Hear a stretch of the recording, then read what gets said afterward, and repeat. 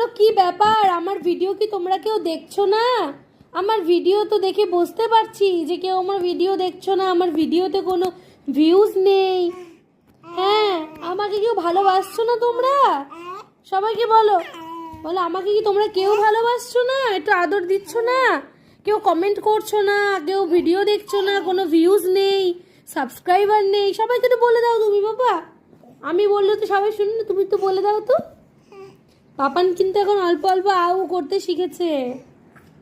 সবাইকে বলে দাও, বলো তোমরা কেউ কি আমার ভিডিও দেখছো না?